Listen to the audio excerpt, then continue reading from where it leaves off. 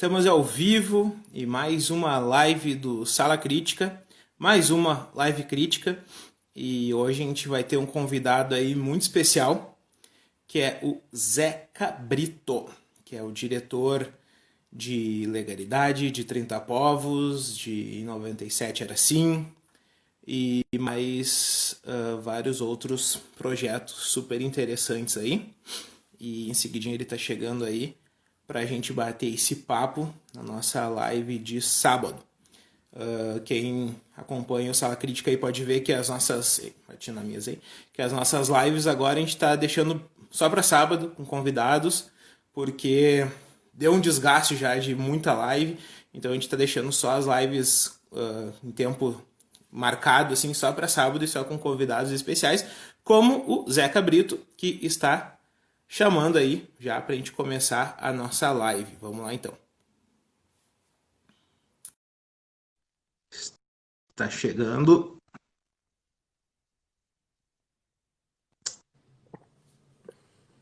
Começou. E pera aí que eu esqueci de botar meu fone e vai ficar dando o retorno errado aqui. Pera aí. Eu tava falando no fone e o fone ligado no computador, né? Inteligente demais. Enfim. Então, estamos aí com Zeca Brito. Que legal te ter aqui com a gente, Zeca. Tudo bom, queridão? De novo? Tudo jóia. De novo. A gente se O Zeca encontrou Brito na Casa de Cultura, lembra? No passado, final do ano passado? Lembro. Poxa, bom demais. E o Zeca Brito, para quem não sabe, é a pessoa que mais concedeu entrevistas pro Sala Crítica, antes Bode na Sala. Então ele é de casa já. A gente tá. A gente tem duas, se não me engano, duas entrevistas contigo no nosso canal no YouTube. E mais, daí eu fiz o teu perfil lá pro Coletiva, que foi um momento que muito legal, que me deixou muito feliz poder contar a tua história lá pro Coletiva. A gente E fez, agora... a gente fez a filmagem da Legalidade, lembra? Quando estavam filmando aí no filme, eu fiz uma Sim. com o Léo, com o Léo Machado, com a galera ainda quente, assim, filmando a história, a gente ali vivendo aquilo e o Bode fez uma cobertura. Depois eu me lembro da gente fazendo 97 Era Assim também com os meninos lá no shopping, quando lançou. Também. Esses dois lançamentos, esses dois momentos eu não tava. Eu tava morando em Buenos Aires e eu perdi. Eu fiquei só de lá babando, que eu queria muito estar no set do Legalidade. E, poxa, foi um momento muito único pra gente, assim, o pessoal que foi lá cobrir até hoje. Todo mundo muito emocionado de ter ido lá. E foi, se não me engano, foi o Rafael e a Maitê e o André foram. Foi a Maitê, Então foi. isso. Foi a Maitê. Pô, momento único aí, né, cara? E imagina só se a gente soubesse, né, que tinha sido uma das últimas entrevistas com o Leonardo Machado, né? Muito emocionante, muito significativo. Pois é. Enfim. Zeca, temos várias perguntas aí para te fazer. Eu já sei boa parte das tuas histórias lá do perfil pro Coletiva, mas o pessoal aqui do Sala Crítica ainda não conhece bem não conhece essas histórias, porque como o perfil lá pro Coletiva foi mais da tua vida pessoal e não tanto profissional, a gente acabou ficando de fora do texto, mas pô, tem histórias incríveis aí que tu me contou que eu gostaria que a gente retomasse hoje aí. Mas primeiro, só parabenizar pelo excelente trabalho no 30 Povos, eu assisti e, cara, fiquei muito emocionado, fiquei muito encantado com aquele documentário, assim, foi incrível mesmo. E como é que foi contar essa história, como é que foi fazer esse documentário? Carlos, foram muitos anos, né? Eu não sabia quando que eu ia terminar o filme. Foi um filme que eu fiz assim, com o objetivo de pesquisar, com a pergunta muito latente, assim, que era: existe um legado que a gente estuda na escola, lá pela quarta série, que é os Sete Povos das Missões, né? A ruína de São Miguel, que às vezes a gente vai lá, visita e tal.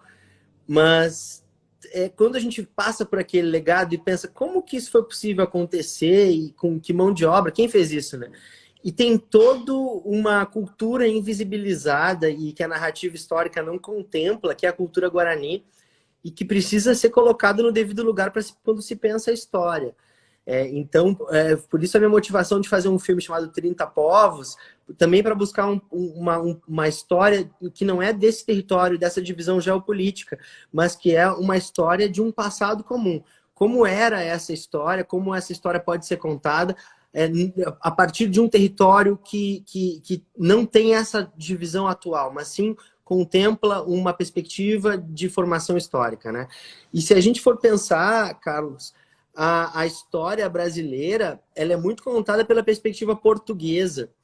Então, ela tanto ignora a matriz indígena, quanto ignora a matriz espanhola, a perspectiva histórica da Espanha, né? E esse território, ele foi disputado por Espanha e por Portugal antes de ser apenas, ou de ser um território de ocupação indígena. Então, a gente precisa pensar a matriz indígena e precisa pensar a matriz espanhola também quando vai contar essa história. E acho que comecei fazendo sem saber quando ia terminar, porque a vontade era de investigar, de ir descobrindo e de ter esse prazer no processo. É um filme muito relacionado à feitura, assim, a descoberta do roteiro, a concepção dele, ela foi feita na estrada. Né? Ele não tinha uma pré-concepção de roteiro formal, literário, para partir para a filmagem. E comecei muito em cima de uma pesquisa. Porto Alegre tem o privilégio de ter a URGS, a Universidade Federal, e ter um curso de História da Arte. Então, junto com os pesquisadores da História da Arte, como que a gente pode pensar esse passado histórico que resulta no barroco jesuítico guarani, que a gente apresenta no filme, que talvez seja mais guarani do que jesuítico e do que barroco, por trazer elementos tão fortes da cultura. E o filme tenta falar sobre esses temas, linkando arte com antropologia. Então, com esses aspectos humanos que a gente vai encontrando nessa estrada, na estrada que faz essa rota aí dos 30 povos, porque foram 30 povoados, né, que os jesuítas fundaram a partir de 1606 nesse território, no que hoje é Portugal, Argentina e Brasil. E o filme tentou buscar esse passado.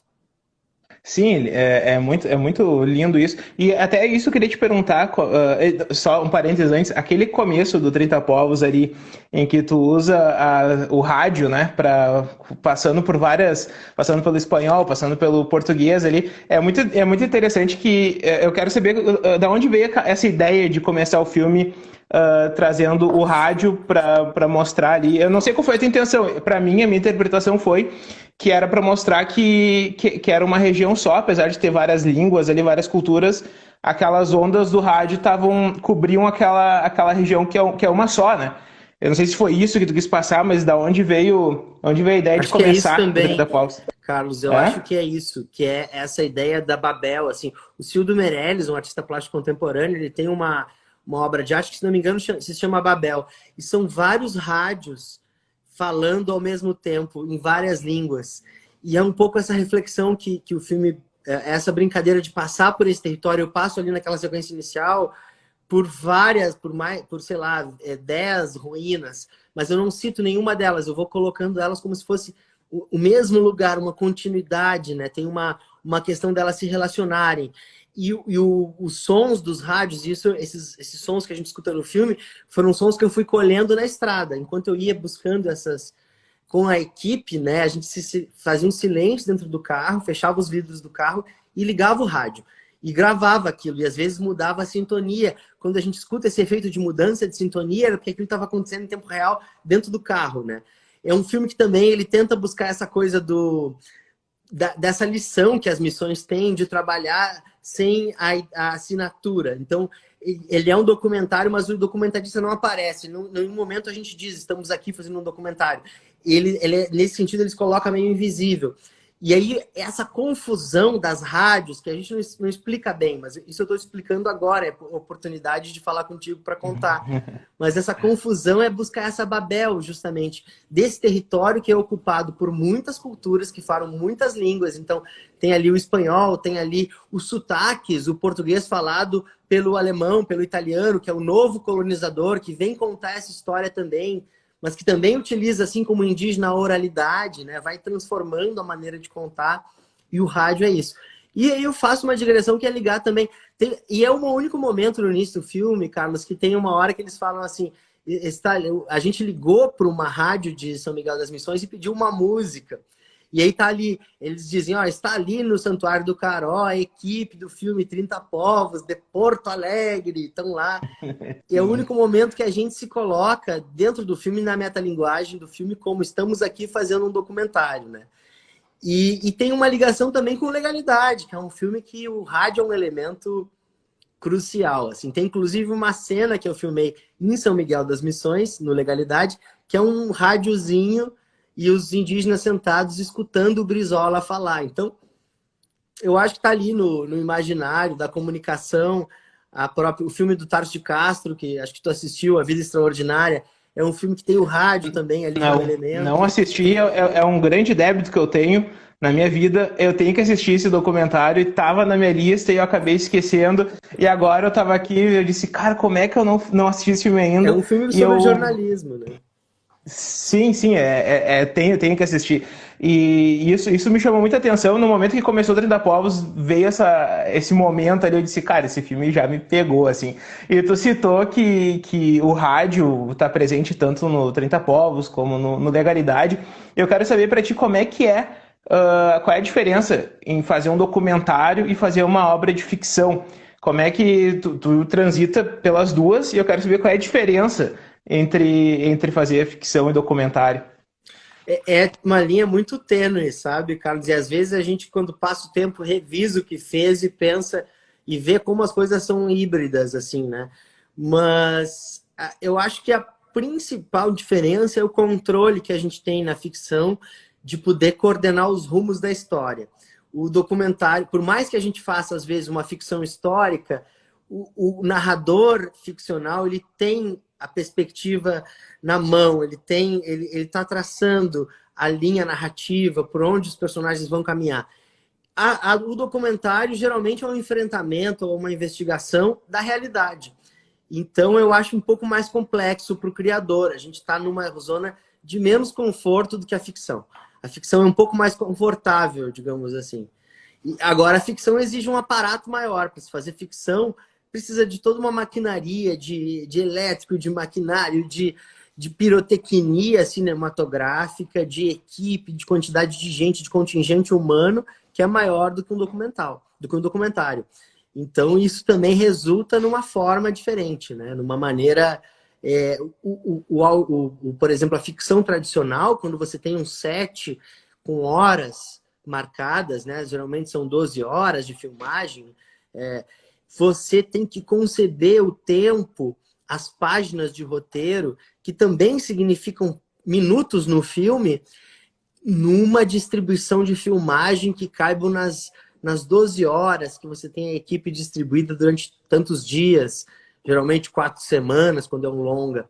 E essa maquinaria de divisão matemática do tempo versus páginas, com a concepção da quantidade de gente que está lá se deslocando, comendo, se alimentando, dormindo, tomando café, parando para almoçar, filmando. É uma coisa muito bonita a engrenagem cinematográfica, mas ela é complexa. Ela exige um planejamento, a coisa precisa ser muito bem pensada. É uma engrenagem que movimenta muito recurso e consome muitos fatores, são muitos elementos andando junto. Então exige muito planejamento. Então a ficção ela tem essa característica de ela exigir mais na pré-produção, digamos assim, na concepção, nas várias etapas da escrita do roteiro, nos vários argumentos. Mas o documentário lida mais com a realidade. A realidade às vezes nos surpreende, nos tira da zona de conforto, nos coloca em mais risco. Então, eu acho que essa é a principal diferença. Agora, há uma tendência natural as coisas virarem híbridos, porque elas vão se confundindo. A gente acaba manipulando, às vezes, quando conhece demais a maquinaria cinematográfica, acaba construindo um documentário que tem, por uma certa perspectiva, os meus documentários, eles têm uma construção que são um tanto ficcionais também. E acho que os meus filmes de ficção, por exemplo, Legalidade, é um filme que busca muito na matriz documental, nas imagens históricas, as imagens de arquivo, nas imagens que vêm do universo do real.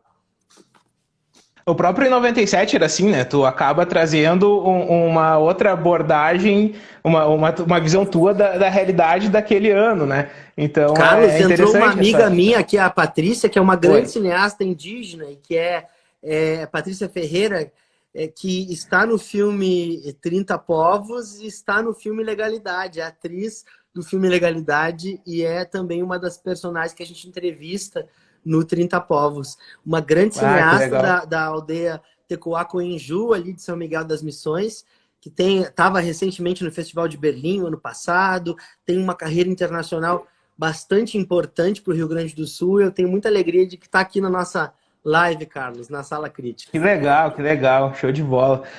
Só deixa eu ler uns comentários aqui, eu acabei parando pra gente conversar e acabei perdendo os comentários aqui. A Lu Terneiro 18. é um dos caras que tornou possível essa cinematografia de ficção aí, fazendo uma das coisas mais importantes, que é o movimento. Cinema é movimento, e para isso acontecer, a coisa precisa ter muita sincronia entre cérebro e corpo para colocar o movimento em ação, a maquinaria cinematográfica. E o Léo Lage, que é um grande artista gráfico que faz os cartazes de maioria do cinema gaúcho. Fez o Aí, cartaz do 30 Povos, né? Que ficou fez lindo aquele também. cartaz, né? Nossa. A Jair Sutelo, que assistiu o 30 Povos, mandou aqui impactante o documentário. Deixa eu ver, a foto Correia diz muito bom. O João Vitor dizendo, falar de rádio do português gaúcho me lembra a música Anoiteceu em Porto Alegre. Aqui, deixa eu seguir. Bom, tem uma galera aqui. É a Entrou aqui nossa na querida live. Lu do Partners of the Americas, que traz o importante festival de cinema de Chicago para o Brasil e leva a cinematografia brasileira para lá também. O Legalidade que esteve, né, no Festival de Chicago, não foi? Esse festival que a Lu organiza é outro. Ah, O tá. Legalidade Desculpa, esteve me no Festival confundi. Latino. Ele estreou no Festival Latino Tá. de Chicago. Ela tá dizendo parabéns, Zeca. A Kiane diz aqui, o Terneiro Maquinista mandou palminhas. A Kiane diz obrigada por incentivar a arte sobre a história local. Enfim, falando ali, voltando ali no rádio, que a gente estava falando, é legal que como tu aborda uma história que foi do 30 Povos, que a gente... Pô, essa história vem lá de 1600 e pouco, e tu consegue passar no documentário através da oralidade, né? A gente tem ali como a história foi se transformando de pessoa para pessoa. A gente tem ali, tu entrevista Poxa, eu esqueci o nome de quem tu entrevista ali, que é o... Salsicha Wish no O Brasil. rapaz... Isso, o rapaz, ele é o... Poxa... O O cacique representante indígena ali, da o aldeia. cacique da aldeia, que ele dá um depoimento Ariel incrível, Ortega. vários depoimentos incríveis, né? E como é que tu conseguiu encontrar essas pessoas para falar sobre esse tema, sobre essa história que vem de 400 anos e segue passando de pessoa para pessoa e eles têm esse embasamento para falar sobre o que aconteceu ali, como é que tu encontrou essas pessoas, como é que tu chegou nesses personagens ali que tu escolheu para contar essa história. Isso eu achei fascinante, assim, como é que tu achou essas pessoas? Carlos, eu acho assim, tem uma linha inconsciente que lida com algumas certezas, assim, que talvez eu saiba que em algum lugar existe alguém que eu sei que existe que pode contribuir com essa certeza. O Ariel é que era um amigo que eu tinha de outros carnavais, de outra cinematografia. O Ariel Ortega, que é o cacique Guarani que está no filme, é um cara que me ajudou a fazer o Tempo e o Vento. Eu era assistente de direção, segundo assistente, e nós precisamos reconstruir a Catedral das Missões e a cena, o capítulo que o Érico escreve no Tempo e o Vento, que é a fonte, né? A fonte que está até hoje vertendo água. No 30 Povos eu começo com as Cataratas do Iguaçu e termino com a fonte de São Miguel das Missões, que é dizendo assim, o artefato, a arte, ela consegue domesticar a natureza e está até hoje vertendo. O Ariel eu conheci fazendo o Tempo e o Vento, porque a gente precisava levar para a cidade cenográfica de Santa Fé e para a cidade cenográfica de São Miguel, que a gente construiu em Bagé, indígenas para a figuração do filme. E o cacique Ariel, junto com a FUNAI, conseguiu essa mobilização e tinha essa sensibilidade. Nós levamos um ônibus com indígenas de São Miguel das Missões, e isso está no filme O Tempo e o Vento, com direção do Jaime Monjardim. Ali eu conheci o Ariel, a Patrícia, nessa parceria cinematográfica, e conheci a cinematografia deles. Eles têm uma produção extensa de curtas, de longas. Tem um longa chamado Tava, que reflete sobre as diferentes perspectivas que os indígenas têm sobre a Catedral de São Miguel das Missões. Alguns considerando ela um espaço sagrado, de memória, de algo importante, e alguns considerando aquilo como um território de genocídio, da memória de um massacre, né, da dispersão de uma cultura. Então, isso tudo não é novidade para os povos indígenas. Eles têm trabalhado na sua cinematografia. Então, está lá no meu subconsciente. Agora, o filme também é resultado do risco e do prazer de fazer. Eu acho que também tem isso, que é querer enfrentar o processo, querer descobrir fazendo. E aí eu conto com a ajuda das minhas produtoras maravilhosas, a Letícia Friedrich, que está lá do início ao fim, a dona Zuleika Borges Torrealba, que ajudou no início do processo, pessoas que foram entrando no filme que disseram assim, não, essa investigação sobre o barroco interessa, vai, faz, investiga. Mesmo que a gente não saiba onde vai chegar, porque tem que... E faz parte, o artista ele também tem que viver. Às vezes é interessante a gente ter um roteiro e ter uma encomenda. Vamos lá, pensa sobre isso. Pinta a Capela Sistina. Tá lá, e é um problema que o cara vai ter que resolver, mas ele vai pintar. Mas também é interessante não saber aonde vai chegar. É uma outra maneira de encarar a perspectiva fílmica. Então, assim, esse filme eu fui fazendo. Eu fiz a primeira viagem com a URGS. Aí eu sabia que eu ia precisar de mais umas 2 viagens. Mas acabou que eu precisei de mais 4. Resultou de 5 viagens o filme todo. E essa descoberta, ela é muito bonita, né? Da gente ir vivendo o filme. O que vale é o processo. No fundo é isso também, porque a gente morre, fica o filme. Mas qual é a experiência que a gente tem? O que a gente consegue levar de aprendizado daquilo que fez? O processo, a estrada, os personagens que a gente não sabe se vai encontrar, mas a gente intui, e aí entra a antena. Espero que eu encontre e eu vou confiar no meu faro de artista. E aí aquilo, fé na arte, fé na profissão, fé na estrada. Fé na estrada. E tem até um pouco de jornalismo nisso aí também, né? Esse processo de buscar contar histórias traz um pouco do jornalismo também, enfim. Eu vejo sempre o documentário muito relacionado com o jornalismo, né? Tanto que a gente tem vários jornalistas aí que acho que caminha junto, né? Esse processo de contar histórias aí. Mas, enfim, eu queria também te pedir, Zé, para contar a história de como, indo para o Legalidade agora, é interessante como o filme ele segue ainda, né? A gente vê ainda que é um filme que segue sendo discutido, segue sendo debatido, e principalmente neste momento turbulento que a gente está passando na política brasileira, turbulento para dizer o mínimo, né?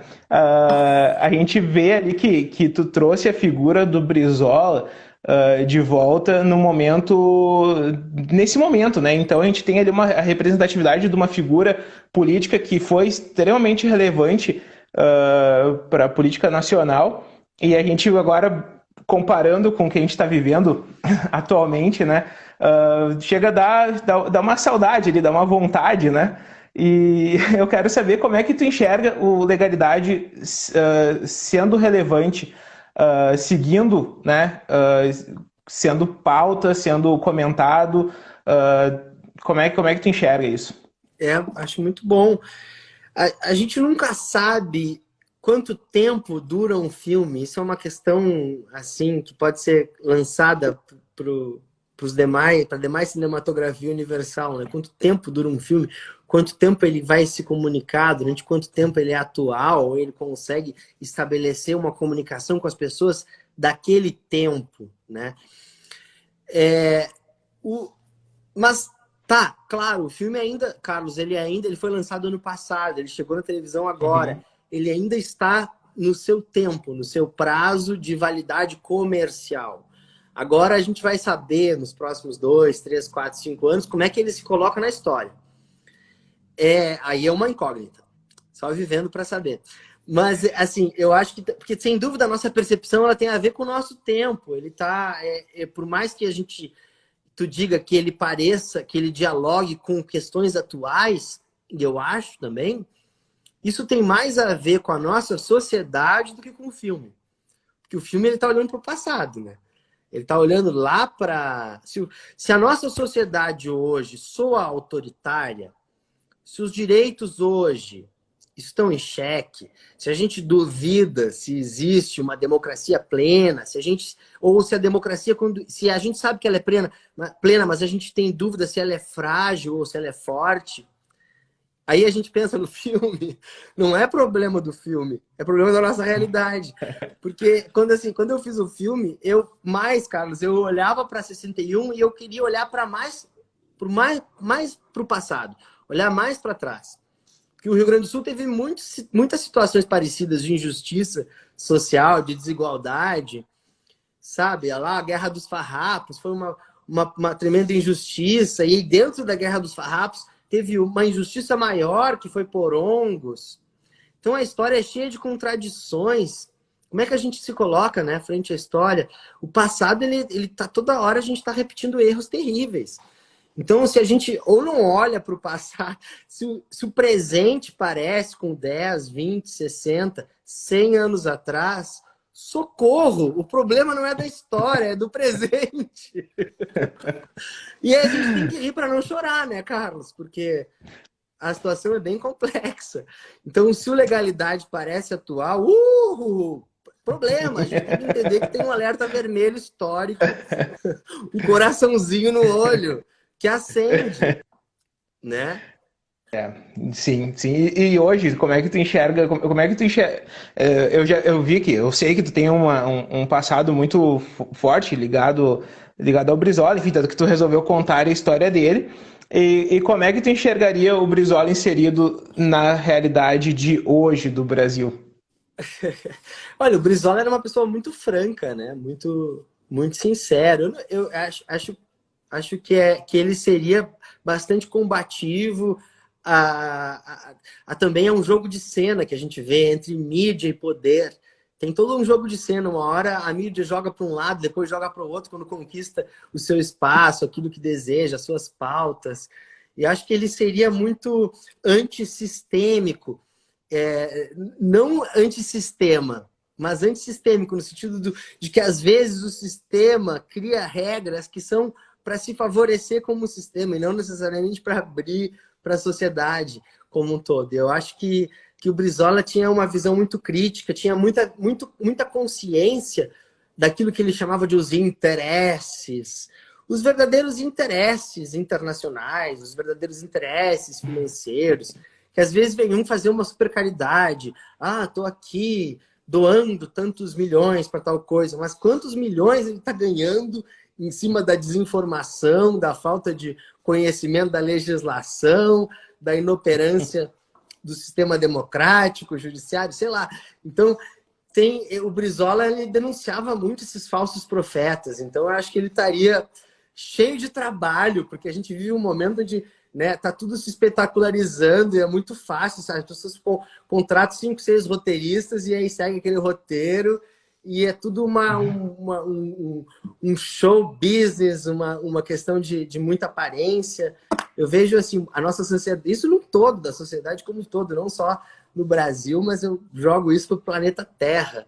E no fundo a gente está muito vigiado, os dados estão sendo colhidos, está aí as legislações dos países mudando da noite para o dia, restrição à imprensa, restrição aos atos democráticos na rua, papapá.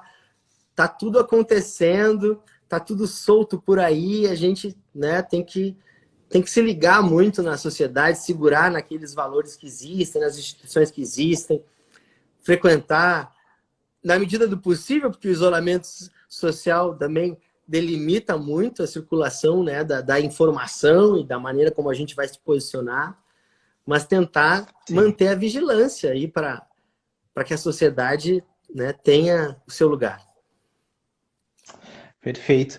O João Vitor Hudson está dizendo que acha de fazer um filme em Minas Gerais, Zeca. Ô, aí já Minas tem convite para ir.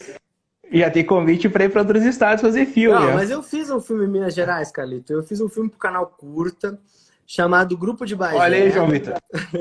Chamado Grupo de Bagé, que tem uma cena filmada em Ouro... Uma cena não, tem todo um núcleo de personagens em Ouro Preto. O Sclier, que era um personagem que nasceu em Santa Maria, ele teve parte importante da sua trajetória artística em Minas Gerais, na cidade de Ouro Preto, onde ele pintou o Brasil, decodificou o barroco também, os telhados, o casario de Ouro Preto. E filmei, tive lá com o Romério Rômulo, grande poeta de Ouro Preto, faz uma entrevista. Carlitos, tu não consegue fazer entrevista com ele, porque ele fala 5 horas, tu precisa de uma super live, fazer um contrato com o Instagram. Aí, João Vitor, tem que procurar o grupo de Bagé, depois derivou o Glauco do Brasil, né? Não, o contrário. Primeiro veio... Não, Glauco do Brasil, depois veio o Bagé. grupo de Bagé. Sim, tá certo. Opa, peraí, deixa eu ver aqui que mais comentários tem. Calma aí. Eu vi ali a secretária de Cultura do Rio Grande do Sul, nossa querida Beatriz Araújo, que me deu a missão de cuidar do Instituto Estadual de Cinema desde agosto do ano passado, Carlos. Tenho vivido, estou lançando esses filmes porque eu filmei tudo antes, mas eu tenho vivido dias intensos de política pública, entendendo como é que funciona a articulação do audiovisual dentro da engrenagem do Estado, do Rio Grande do Sul, com várias pautas super importantes. Pegou um momento bem tranquilo, né, para assumir esse cargo, né? O Isidoro, mandando um coraçãozinho aqui, Isidoro, assessor de imprensa da PTC, Associação de Profissionais e Técnicos do Rio Grande do Sul, que fez um protocolo de filmagem, Carlos. Agora, durante as filmagens, nesse período de pandemia, o audiovisual apresentou aí uma solução para seguir fomentando o mercado de trabalho, apresentando, né, uma possibilidade. A gente está aqui nessa live, todo mundo está com um celular em casa, com um microfone, conseguindo se manifestar, fazer produção artística, graças à linguagem audiovisual, que nasceu mais de 100 anos lá com os Lumière, e que hoje está aí no celular, possibilitando o conteúdo digital todo, né, a chegar na vida das pessoas. O João Vitor diz aqui também que o Brizola é o maior político que já existiu no Brasil. Eu acho também. A Jaire dizendo que o Brizola foi genial. A Jaire, que é a minha sogra, e ela também tem muito ligada ao PDT, e enfim, e gosta bastante da trajetória do Brizola. O João Vitor diz: vou procurar hoje mesmo esse filme. Conheço algumas pessoas que iam adorar também. O André Bozetti: ver filmes do Zeca é sempre um prazer e um aprendizado. Abração, Zeca. Querido. A Bia Araújo diz que tem sido um grande colaborador. Legal. E a Lu diz que ele é sempre bom no que faz. Aí o Zeca Brito. Bom, depois a gente segue lendo os comentários aí. Zeca, tu que é um cara que gosta de história, gosta de escrever história, como é que tu enxerga esse roteiro que a gente está vivendo hoje no Brasil e no mundo? Conseguiria criar uma coisa tão mirabolante como essa que a gente está vivendo hoje em dia? Olha, pois é, Carlos, eu acho que a realidade ela tem esse poder de nos encantar sempre, né? Eu acho que isso é o bonito de estar vivo, que a gente, quando começa a se entediar muito com as tecnologias, a vida vem, nos coloca de cabeça para baixo e nos pergunta: vocês conseguem se adaptar? Vocês conseguem evoluir a partir desta adaptação?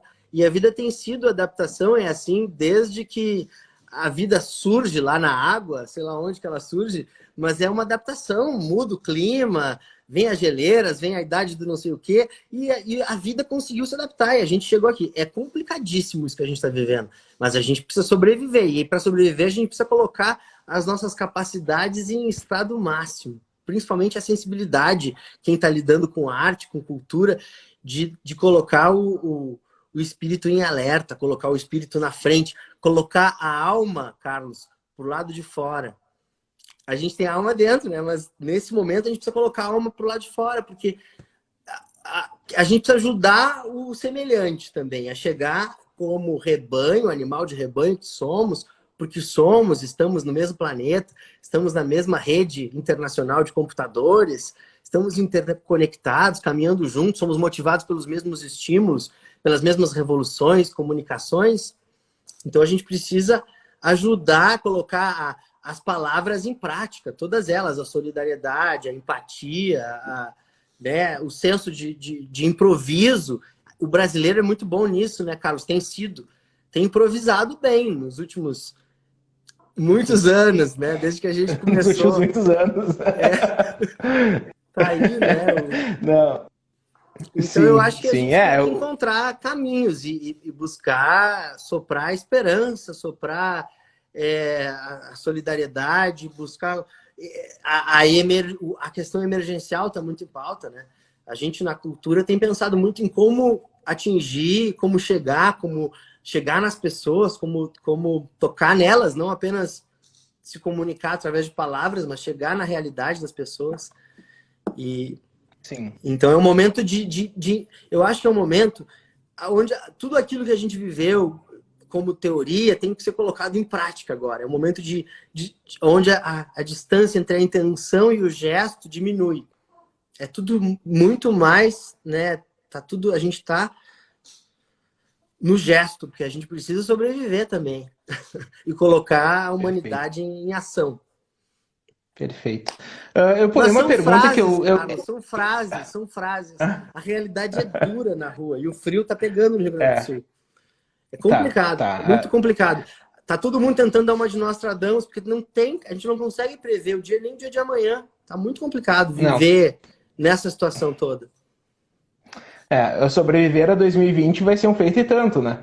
A gente vai ser, mas enfim, né? Eu esqueci de te fazer uma pergunta, Zé, cara, muito importante na hora que a gente tá falando de legalidade, que tu me contou como é que foi esse processo e eu acabei pulando e esqueci de te perguntar. Como é que foi a escolha do teu Brizola, do Legalidade, que eu acho essa história fascinante e eu queria que as pessoas que estão assistindo a essa live vão assistir depois, que ela vai estar disponibilizada no IGTV, no YouTube. Como é que foi a escolha do Brizola, do Léo Machado? Essa história eu achei incrível quando tu me contou. Carlos, primeiro eu conto antes, né? Eu queria um Brizola global. Eu achava que eu precisava ter uma estrela muito famosa, no sentido assim, uma pessoa que estava na novela ontem, na novela das 8 e viesse fazer o filme. Essa bobagem que às vezes a gente morde de achar que o Star System resolve. É uma grande bobagem. A gente precisa da arte dramática. O cinema, o teatro se ligam na coisa mais fundamental, que é o ator que segura, né, na tela a dramaturgia. Não precisa de bons atores, não interessa de onde ele veio, ele precisa ser vocacionado para fazer aquilo bem. E aí eu estava fazendo teste, procurando fora do Rio Grande do Sul. E eu, por um acaso, estava testando outros personagens lá na Prana Filmes, a produtora Luciana Tomasi possibilitou a gente abrir um teste. E aí chega um ator que eu já tinha trabalhado, fiz meu primeiro curta em película. Na época, Carlos, eu sou do tempo da película. Eu fiz alguns filmes em película, e fiz um chamado Aos Pés, em 16mm, finalizado em 35, onde eu coloco, né, em que eu coloco só os pés dos personagens. E o Leonardo Machado, é o protagonista do filme. Ele e a Carla Cassapo, que também está no Legalidade, faz um personagem chamado Doris, tá no 97, era assim, uma amiga minha, porque eu também acho que a gente tem que trabalhar com grandes atores, e grandes atores que a gente vai cultivando afetividade durante a vida. Né? Então, isso é importante. E o Léo, que é um amigo, mas que eu estava muito próximo para eu cogitar seu Brizola. Tem isso, às vezes, a realidade. O professor Alcich Witt dizia uma frase que é sábia, e que às vezes a gente esquece. E no caso da Legalidade, naquele momento eu tinha esquecido. Que é o seguinte, que eu usei, o Alcich Witt está no 30 Povos, entrevistado. Ele está lá no Museu Júlio de Castilhos, falando da importância do Cepete Araju no filme, do 30 Povos.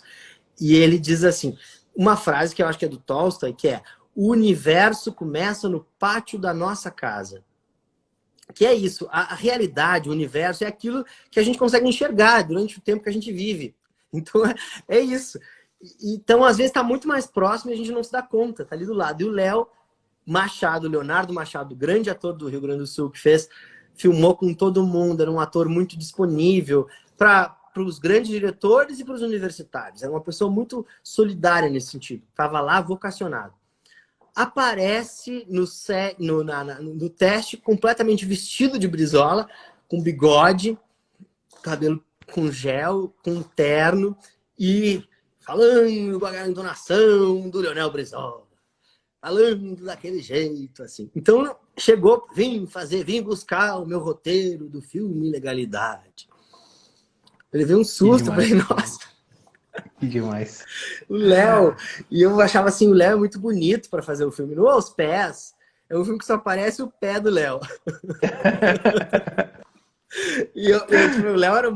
No Aos Pés eu lembro que eu fiz teste, assim, porque eu achava o Léo bom ator, mas eu falava, eu vou fazer teste, porque o Léo é muito bonito para fazer esse filme, eu preciso de bons atores. E ele foi lá e fez o teste e tal. E aí, às vezes essa bobagem que a gente tem de ter também, de achar que a beleza é uma coisa que está separada do talento, né? E é muito bonito quando você tem um ator como o Léo, que tinha a capacidade vocal do Léo de chegar num grave de locutor, né? Os festivais de Gramado, que ele fazia a voz do festival, aquela Sim, voz que preenche a sala, que tem um grave, parece que tem uma areia ali aquele instrumento demais, vocal, demais. a querida Lígia Mótola, que preparava a voz do Léo também, uma grande preparadora. E um ator máquina, assim, completo, né? Com a expressão corporal, com a capacidade intuitiva, com a capacidade de síntese. Acho que a grande cena do Legalidade é o discurso que o Brizola faz no porão, o último discurso, né? Tem uns 2 discursos do filme, mas o discurso final. É de arrepiar, né? É de arrepiar, E nossa. ele segura É no incrível. lombo, né, Carlos? Ele vai ali, quem assistiu a cena, ele chegou para mim, no mesmo dia o pai dele estava operando o coração. Olha só. E ele chega muito tenso no set, preocupado, e eu tava preocupado. Eu falei, Léo, quem sabe a gente muda o dia da filmagem? E aí ele disse, não, meu pai me pediu que eu viesse aqui fazer.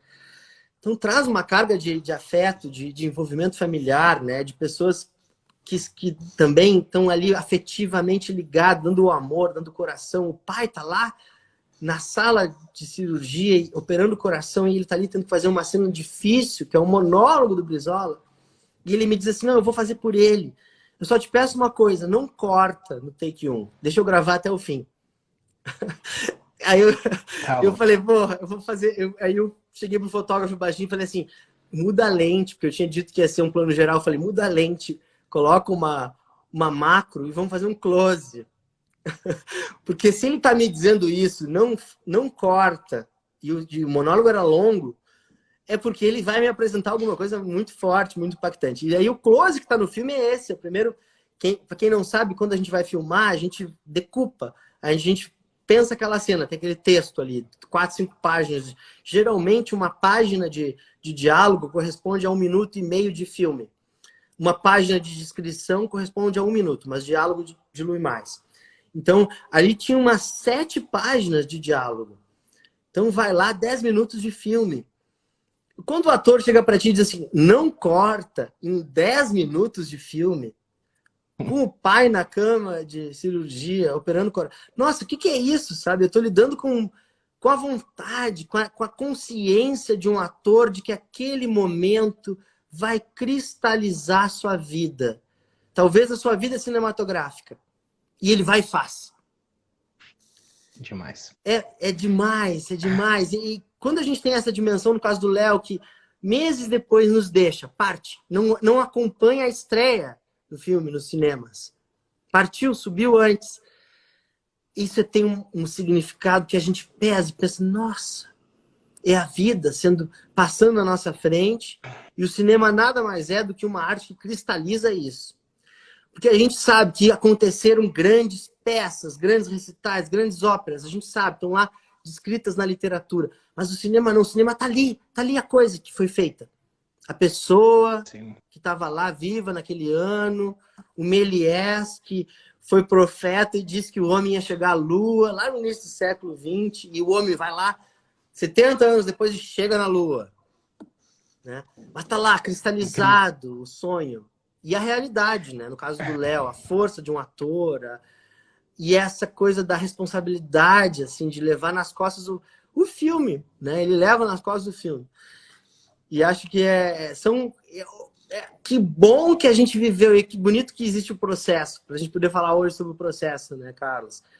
Que tá Sim, lá o sim. filme, ele tem 2 horas, mas o processo resulta naquilo que a gente viveu fazendo. E, assim, anos depois eu aqui conversando contigo e o processo voltando.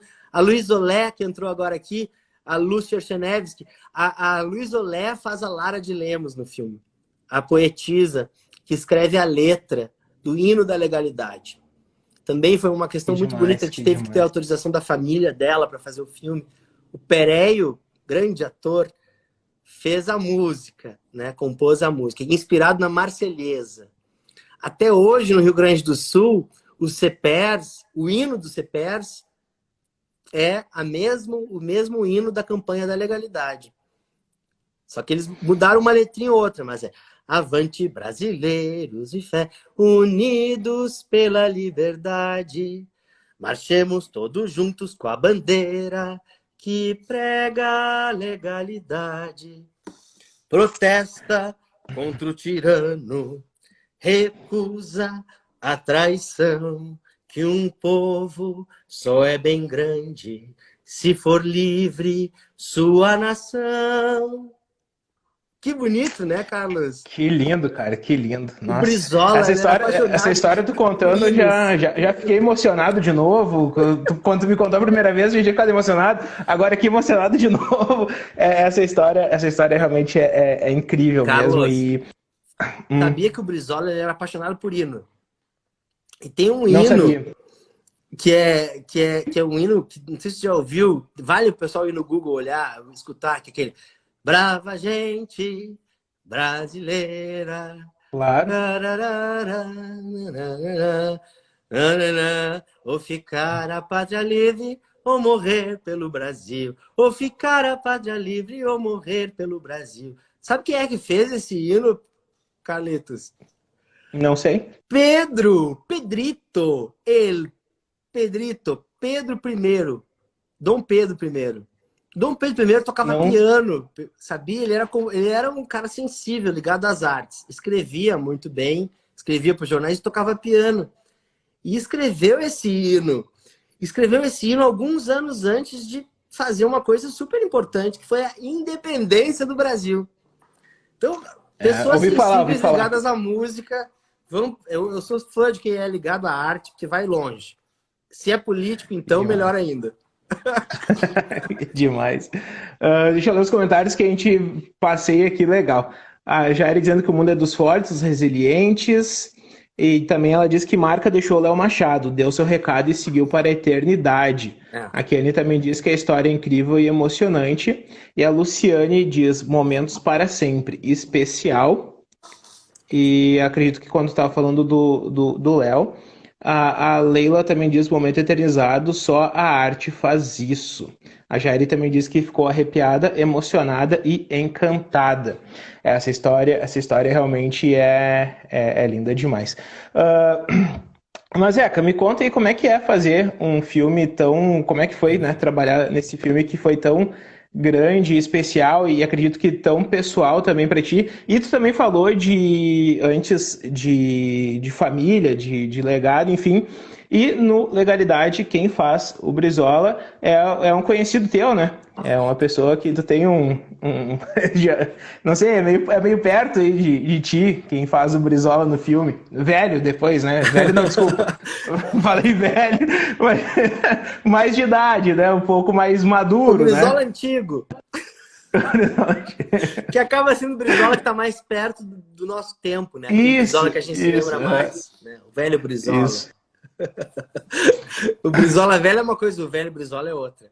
O meu pai ele faz o Brizola no filme, ele é um ator e ele não faz o Brizola no filme por ser meu pai, ele faz o Brizola no filme por ser um bom ator, por eu conhecê-lo como ator e achar que tinha um physique de rôle, que ele lembrava a fisicalidade, as expressões, o Brizola. E aí eu chamei, correndo muito risco, porque dirigi o próprio pai, né, num filme como Legalidade, do tamanho do Legalidade, com o elenco que o Legalidade tem, eu poderia... né, caminhei no fio da navalha, mas o meu pai foi muito disciplinado, tenho que dizer isso, colaborou muito com o meu método de direção. Só teve uma coisa que ele fez errado, que ele, uns 10 dias antes de filmar, ele foi cortar o cabelo. Aí quando eu olhei, ele tinha cortado os mullets, eu queria matar. Eu falei, pai, como é que tu corta o cabelo? Ele atravessando a rua, o amigo dele, barbeiro, falou, vem cá que tu vai filmar, então eu vou te deixar bem bonito. Aí cortou o cabelo do Brizola. Mas tá lindo no filme, todo mundo que assiste fala que parece muito Brizola. E ele tem essa simbiose, né, de ser muito apaixonado pelo trabalhismo, por tudo aquilo que o Brizola representa na política brasileira, para a democracia. Então, ele fez com muita... Mas também, assim como o Léo, tentando não buscar a caricatura. O Brizola é muito fácil de fazer uma caricatura. Quem conheceu ele sabe, né, a maneira como ele falava, a entonação. Ele fazia um certo gênero, né, criando aquela persona muito forte. E foi muito difícil para a gente fazer o filme chegar nesse Brizola humano dentro dos atores, que não fosse uma máscara de Brizola, mas que fosse uma emoção, um sentimento, uma verdade do Brizola, que dentro daquelas humanidades ali, o que eu fiz foi colocar o Léo e o Sapirã, que é o meu pai, o Sapirã Brito, em comunhão. Então o Léo foi para Bagé, onde mora meu pai, ficou uns 10 dias assando carne, conversando, lendo livros, lendo o texto, passando o texto, um passando o texto do outro, para que eles encontrassem um espírito comum do Brizola em algum lugar. E o filme é isso. Assim. E aí tem essa coisa de chegar no dia, toda aquela tensão da filmagem, chega a Letícia Sabatella, que faz a personagem que contracena com ele, muito generosa também. Nós tivemos um tocaio teu, chamado Carlos Bastos, que é um jornalista, e um outro tocaio teu, e aí o Carlos Bastos ajudou muito no Tonho, mas teve um outro tocaio teu que ajudou muito a Letícia e o Fernando Alves Pinto, que é o Carlos Araújo. Já partiu também. Carlos Araújo, comunista, um cara que estava lá, foi lá treinado em Cuba, e estava lá com o Julião nas ligas camponesas, e viveu ali o período da ditadura militar com a guerrilha armada no Brasil, construindo alternativas ali para expressar o que pensava dentro da repressão militar, civil-militar. E foi um cara que estava muito presente, que nos ajudou, por exemplo, na articulação. O Carlos Araújo era muito ligado, ele foi deputado do PDT nos anos 80, então foi uma pessoa muito ligada à família Brizola, e foi ele, faço aqui essa confissão pública, que nos ajudou a chegar à família Brizola e ter os direitos dos familiares, da Juliana, dos netos, para poder contar a história da legalidade. Quando nós começamos o projeto, não existia essa legislação que hoje libera as biografias. Então nós fizemos esse projeto com o consenso de 3 famílias. A família Goulart, a família Brizola e a família Guevara. Nós tivemos o consenso da filha do Ernesto Che Guevara para contar o filme da legalidade.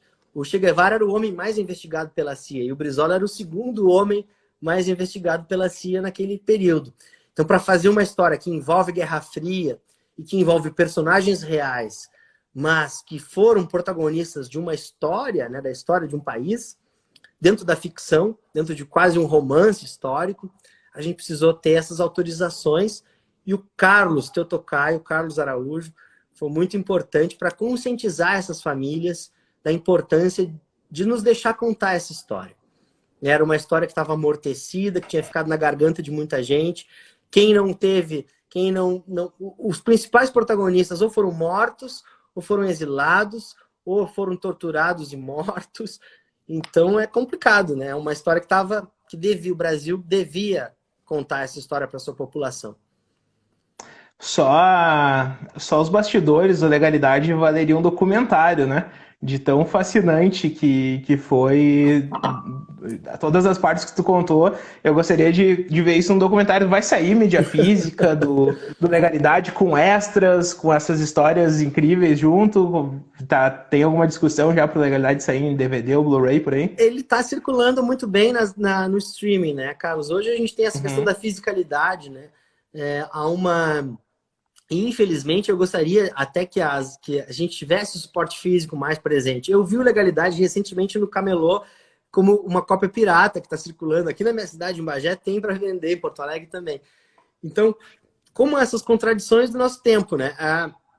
Agora, parece que o consumidor do streaming, das grandes distribuidoras, ele não está consumindo o suporte físico, ele está indo nas Uhum. plataformas, indo no NetNow, como tal legalidade, no YouTube Play, como Sim. tal legalidade, no iTunes, como tal legalidade, no Vivo Play, no Oi TV, né? Nessas plataformas todas. Então, a questão da fisicalidade me intriga, Carlos. Eu estou incentivando as pessoas a comprarem o pirata enquanto ele não chegar. Eu acho que o Brizola faz o mesmo, assim Demais. como ele, né, Com certeza, escravizava com as certeza. multinacionais, eu quero mais é que o trabalhador brasileiro consuma esse conteúdo histórico para a gente não repetir os mesmos erros. Que demais. O Marley Brum Marley diz, muito legal o filme, sempre olho para o palácio imaginando as ações. Eu queria até dizer que quando a gente assistiu o Legalidade, foi a primeira exibição dele em Porto Alegre, a gente viu lá no Teatro São Pedro, e como foi marcante e aquela noite por ser aquela estreia em Porto Alegre, por tá ali junto naquele onde uma parte da história, né? Foi muito marcante, muito emocionante assistir lá. Fico muito feliz de ter sido convidado. Eu fui assistir eu e o André Bozetti. Esse filme foi muito marcante e fico muito feliz de ter tido a oportunidade de estar lá naquela exibição que foi muito linda. Teu discurso também foi muito emocionante, enfim, e foi uma noite bem inesquecível. Vou lembrar sempre dessa exibição de legalidade. Carlos, Mas é que eu quero te. Oi. o Legalidade é um filme que tem muito discurso. Acho que ele pedia discursos, né? Todo mundo, quando me fala, e também porque a gente ficou muito tempo tentando fazê-lo, com muita dificuldade. Então, quando chega, o dia é quase como uma estreia de teatro. A gente está no palco, a gente quer falar e colocar o coração pro lado de fora também.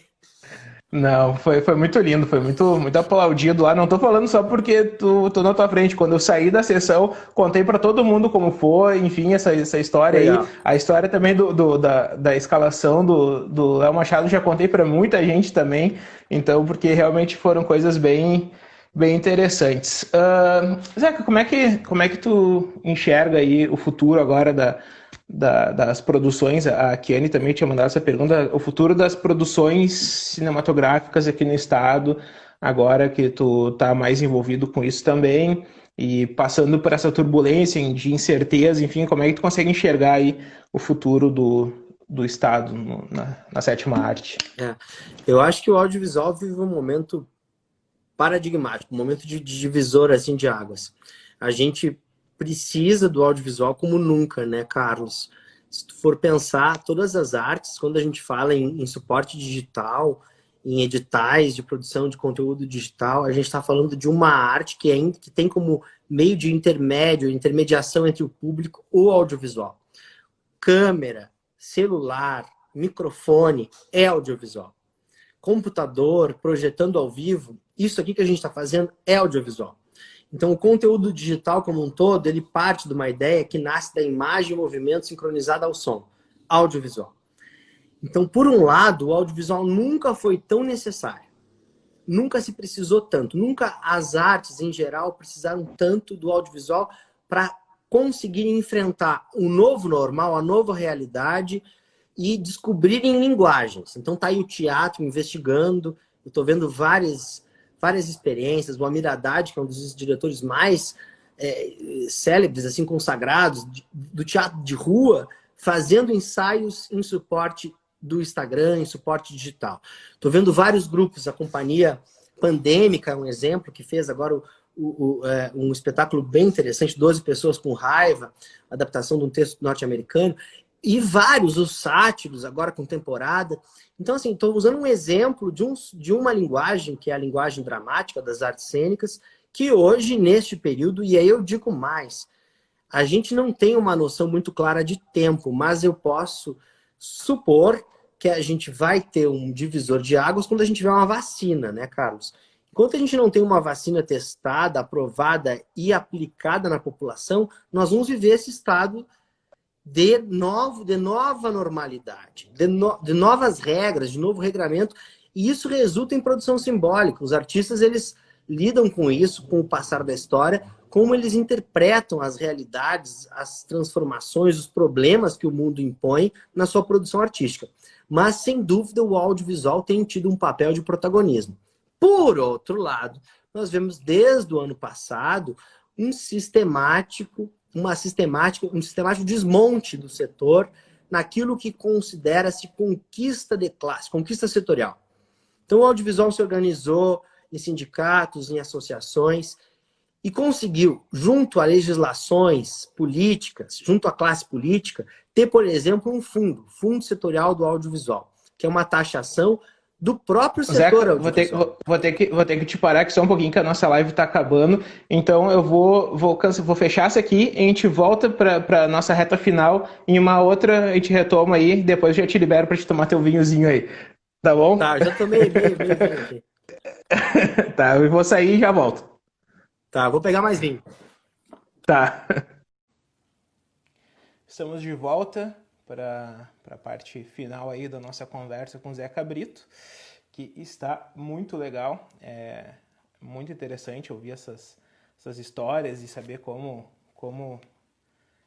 tudo está, como foram feitas as produções, como 30 Povos e Legalidade, enfim. Agora vamos aí para a reta final aí da conversa com o Zeca. E tá chegando. E estamos de volta. Desculpa te interromper, mas é que o Instagram do nada ele vai ali e já coloca ali, tu tem 29 segundos para terminar isso aí, daí tu já fica meio apavorado. Foi providencial, Carlos, que eu precisava botar um pouco de Baco, né? Evoé Baco. Dionísio no meu copo. Dionísio, para quem não sabe, é o deus do teatro, o deus da interpretação, não deixa de ser o deus do cinema também. E tomar vinho é uma questão de saúde. Todo mundo deveria tomar um pouquinho de vinho todo dia, porque faz muito bem para o sangue, faz muito bem para as articulações, faz muito bem para a cabeça também e faz essa conexão divina com o vinho. Eu, quando andei lá por São Paulo, lá no Teatro Oficina, que também tem feito experiências incríveis de rememorar as suas questões dramatúrgicas através dos espaços digitais, e que é um teatro que sempre teve câmera. Lá se bebe muito vinho e se fala muito Evoé Baco quando se faz arte, porque Baco, quando está presente, costuma elevar o espírito e levar as mensagens diretamente ao plano astral. Muito lindo. Se eu tivesse... Eu tô tomando água por enquanto, depois eu vou pro vinho. Porque se eu tivesse tomando vinho... Carlitos, porque Bagé, onde eu tô, é uma terra que produz vinho também. Assim como pode me mandar alguns vinhos para cá. Vamos também. Vamos pedir aí para os vinhos do Pampa, Vinícola Guatambu, Vinícola Peruso, se nos escutar, os vinhos aqui da região da fronteira, ali o Paralelo 31, né? Paralelo 31 tem dado belos vinhos para o mundo. Estamos aceitando patrocínios para as nossas lives de vinho. Importante. A crítica precisa também ter, né, uma maneira de subsistir inspirada, de preferência. Sabe que o Tarso de Castro, que eu fiz o documentário A Vida Extraordinária, ele tinha o Pasquim, que reza a lenda que era patrocinado por uma marca de uísque, e que o uísque eles não cobravam em dinheiro, eles cobravam em uísque. Então chegavam aquelas caixas e caixas, e as melhores entrevistas do Pasquim, que são aquelas entrevistas sem corte, onde um vai, né, o Milori, tá lá o Francis, cada um pensando de um jeito diferente, e todo mundo falando ao mesmo tempo, brigando, eram entrevistas dionisíacas, acompanhadas da presença etílica. Tá, é justo, né? Essas perguntas valem a pena, né? Aí, quando a gente foi fazer o Tarso, a gente contar uma história. O Léo Garcia, que é o roteirista e diretor do Tarso também comigo, a gente pensando assim, porque você vai fazer um filme, você tem que entender qual é, né, o conceito do filme, que linguagem a gente vai seguir. E aí a gente discutindo e chegamos à conclusão que o Tarso bebia muito, né? Bebeu a vida inteira e tinha o bar como uma extensão da redação, né? Aliás, dizia que a redação começava no bar. Ali ele colhia as notícias e levava para a redação para poder transformar em notícia. E o Tarso bebeu a vida inteira, os amigos todos bebiam, e a gente chegou à conclusão que para fazer o filme seria interessante a gente embebedar os personagens. A gente levar um uísque, vinho, e fazer eles beberem para que eles fossem absolutamente sinceros, né? Porque tem isso, o documentário vai buscar, né, a sinceridade das pessoas. Só que a gente se deu muito mal, porque a maioria dos entrevistados, imagina, eles eram... A questão do documentário é o comportamento nos anos 60 e 70. Então, a maioria dos entrevistados hoje, né, 2019, 2016, quando a gente filmou o filme, estavam com mais de 70 anos, 80 anos, e todos com problema com a bebida. Ou um teve cirrose, outro teve um problema hepático, outro teve que parar de beber. Aí a gente, no set de filmagem, a gente tinha aquele... Bom, o que a gente faz? Alguns topavam beber, o resto a gente dava refri. Daí vocês beberam o que tinha de estoque. A gente estava fazendo um filme geracional também, que a gente tinha que entender como é que a gente ia chegar nessa percepção de algo que lidou com a transgressão há 30 anos atrás e hoje entendeu que a gente, para seguir vivo mais tempo, tem que andar no trilho, deixar o cigarro de lado. Quem está me assistindo aí, para de fumar, para de beber. Vai viver mais tempo. Mas um vinho para de beber, enquanto o Zeca tá tomando um vinhozinho e tá dizendo para parar de beber. Aqui, eu vou te contar um negócio, Carlos. Meu pai infartou. Aí foi pro médico, o médico disse assim, olha só, não bebe mais cerveja, mas um cálice de vinho por dia vai te fazer bem pro coração. Então, quando o médico diz que vinho faz bem pro coração, é porque vinho é saúde, vinho é remédio. Então, o meu pai sempre dizia que cerveja era alimento porque era cevada, era os cereais. Então, a gente tinha que considerar como alimento também. Agora, vinho o médico disse que é remédio. Para passar essa quarentena aí sem vinho não tem como, né? Mas Zeca, eu quero saber o que tu tá assistindo na quarentena. O que tá na tua tela? Eu sei que há um tempo atrás, quando eu fiz o teu perfil pro Coletiva, tu nem televisão tinha. E aí agora tu já tem televisão, como é que... O que tu anda assistindo? Final do ano passado eu tava sem televisão, aí depois tava com televisão de novo. Eu dei um tempo, né, Carlos? A gente tem que dar um tempo de televisão. Mas eu tenho assistido muito pouca coisa. Eu não vou te confessar que eu tô pouco na experiência do audiovisual. Eu tô mais na literatura. Nesse período da quarentena, do distanciamento, eu meio que senti necessidade de ter os livros na minha volta, assim. Aí juntei os livros que eu gosto mais e tô com eles todos na minha volta. Às vezes leio a página de um, leio a página de outro. Tô bem cheio de livros, assim. O que tu anda lendo por aí? Dá um exemplo aí de um. Eu vou te mostrar aqui. Eu ganhei aqui o Juliemir Machado, me deu esse Acordei Negro, tá bem interessante. Mas eu tô cheio de biografia. Eu tô, por exemplo, aqui com o Lorca na minha volta, poesia completa dele. Eu leio sempre, tento ler uma, duas por dia, porque viveu ali a repressão plena. Aí eu tô aqui com as cartas que a princesa Isabel escrevia, várias. Tô pensando um pouco na independência do Brasil pela perspectiva da imprensa. Tenho pensado muito nisso. Vai sair filme, hein? Vai sair alguma coisa. Tô escrevendo já. Já tô com a Princesa Isabel, já é minha personagem. Minha de um amigo meu aí que tamo juntos. Mas não vou falar sobre isso agora, também para não criar compromisso comigo mesmo, né, Carlos? Porque não sei quando é que vai terminar. Pode ser que leve 7 anos, que nem o 30 Povos, ou 9. Eu não sei. O 30 Povos, quando eu fiz o teu perfil lá, tu disse que não fazia ideia de quando ia sair. Deu uns meses, o filme já tava rolando por aí, né? Então, é bom, talvez a gente conversando em seguida já tá no ar esse filme teu aí. Esse novo interessante, uma proposta bem legal. E como é que tu faz, Zeca, para conseguir reconstruir época, né? O em 97 era assim, trouxe isso, daí o Legalidade também. Como é que é esse processo? Porque, tipo, o nosso cinema nacional tem pouco recurso, né, para conseguir transformar uma cidade, enfim, um set, trazer para o passado de volta. Como é que é essa reconstrução de época? Como é que tu conseguiu fazer isso no Legalidade? Em 97 era assim, duas formas diferentes, mas tu acabou tendo que fazer nos dois filmes, né? Claro. Carlos, aí é a questão da linguagem cinematográfica, dos elementos, dos signos da linguagem, né? Ambos os filmes, quando a gente vai falar de época, de um recorte histórico, tem duas camadas, né? O audiovisual, a palavra já diz, né? O que é visual e o que é áudio, né? E para a época isso é bem tiro e queda, é bem fácil de aplicar. É difícil de executar, mas assim, se a gente for se distanciar e pensar, audiovisual. Então tem uma banda sonora, e aí, para a época, geralmente eu recorro à trilha. Porque quando eu falo banda sonora, Carlos, eu estou falando das diferentes linhas sonoras. o som ambiente, os efeitos, o Foley, que é o barulho da taça de vinho tocando na mesa, os passos na sala, o diálogo, que é um microfone específico, que é o lapela, ou é um direcional boom que vem aqui, ou é o do celular, no caso dessa live, mas é um dos elementos da banda sonora, e a trilha sonora. O diálogo eu posso pensar assim, pensar o som. Eu vou pensar, uma época, eu vou ter que pensar numa coisa chamada prosódia, como se falava naquela época. E aí eu vou aplicar num outro elemento que é o ator, a direção de cena, a direção de atores. Como se fala naquela época. Mas antes isso tem que vir no escrito, né? Como que o roteirista escreve para se falar naquela época. É uma questão. Referente à banda sonora.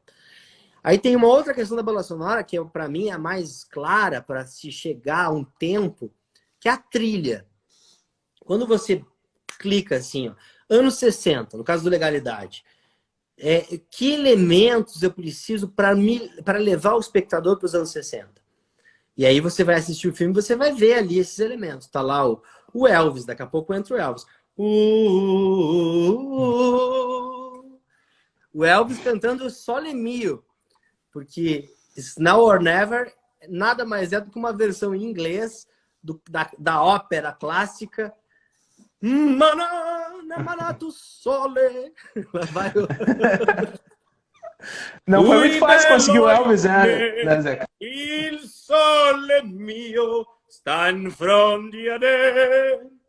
E aí, It's Now or Never. Então, assim, que ano que Elvis grava It's Now or Never? Em 61. Então, quando eu coloco na banda sonora It's Now or Never, eu estou carimbando uma época.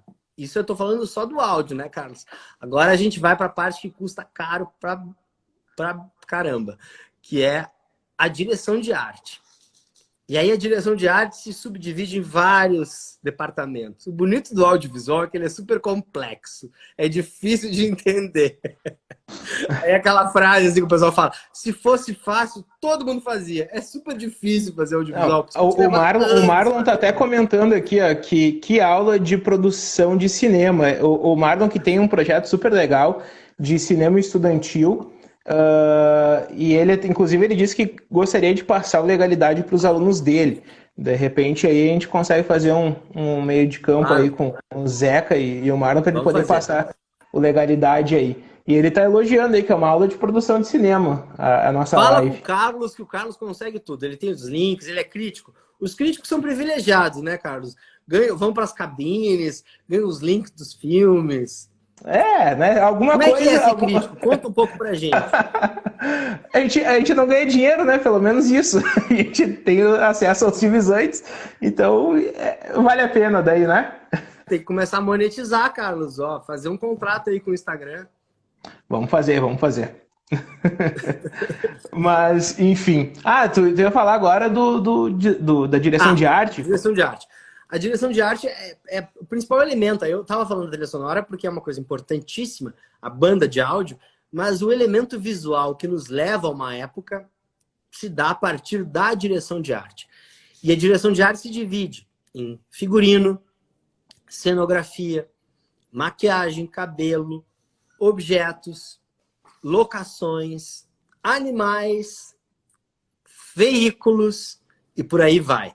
Ela é muito ampla, complexa, difícil de lidar e ela que vai dar toda a visualidade de um filme. Um filme nos anos 90, como é o caso do 97 era assim, mando um beijo para minha diretora de arte querida, Virgínia Simone, para o André da Rocha, cenógrafo do filme, para o Matheus Walter, assistente de arte, para a Ju, que fez maquiagem e toda a parte de concepção de época do dress code dos personagens, para a equipe de figurino, né? A Ana Paula, a Lu Verck. Bom, uma super equipe que nos joga na época, que vai fazer toda uma seleção de objetos, uma seleção de figurinos, primeiro, uma pesquisa profunda de referências visuais, de imagens, de textos, de climas, né? De clima estético, de linha estética. que é muito ampla, né? Que passa por uma leitura do roteiro, de ver que elementos são narrativos. Então, por exemplo, vou voltar para legalidade. Então, legalidade, você vai fazer a leitura do roteiro, tem um rádio, tem um microfone, o microfone do Brizola. Que microfone é esse? Da onde ele vem? Como é que ele vai ser? Que impressão ele passa? Que cor ele tem?